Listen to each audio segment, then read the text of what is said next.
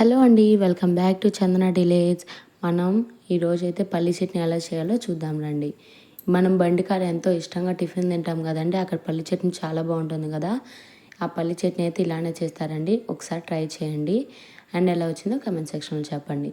First 2 table స్పూన్ల వరకు oil వేసుకోండి. ఆయిల్ వేసుకున్న తర్వాత మీ కారానికి తగినంత పచ్చిమిరపకాయలు వేసుకోండి.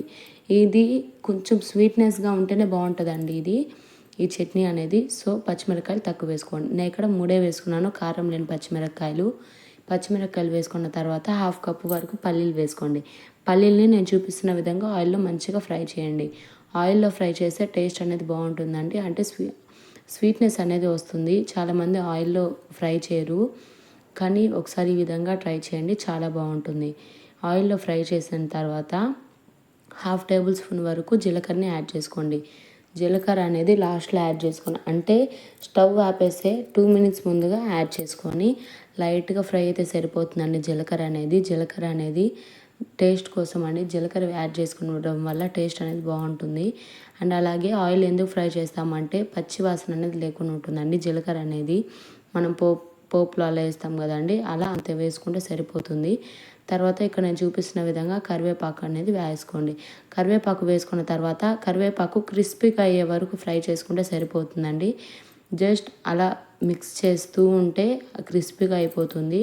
తర్వాత స్టవ్ ఆపేసుకొని ఇది మొత్తం అనేది పూర్తిగా చల్లార్చిపోవాలండి. మీకు చూపిస్తున్న చూడండి, ఈ విధంగా పూర్తిగా చల్లార్చుకున్న తర్వాత మిక్సీ జార్లోకి ట్రాన్స్ఫర్ చేసుకోండి. మొత్తం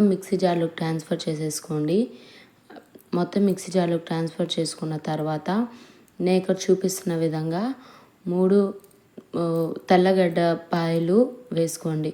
తెల్లగడ్డలపాయలు వేసుకున్న తర్వాత 1 టేబుల్ స్పూన్ సాల్ట్ వేసుకోండి. టేస్ట్కి తగినంత వేసుకోండి. తర్వాత కొంచెం చింతపండు వేసుకున్నారంటే కారం అనేది బ్యాలెన్స్ అవుతుందండి. ఇక్కడ నేను చూపిస్తున్న విధంగా మెత్తగా గ్రైండ్ చేసుకోండి. కొంచెంగా వాటర్ వేసుకుంటూ మెత్తగా గ్రైండ్ చేసుకోండి. మీకు గట్టి చట్నీ కావాలంటే ఇలానే తినొచ్చు, లేదు కొంచెం అంటే ఇడ్లీలోకి ఇలా కావాల్సి ఉంటే ఈ కన్సిస్టెన్సీలో చేసుకోండి. లాస్ట్లో పోపు వేసుకోండి. ఆవాలు, జీలకర్ర, కరివేపాకు ఇవన్నీ వేసుకొని పోపు వేసుకోండి.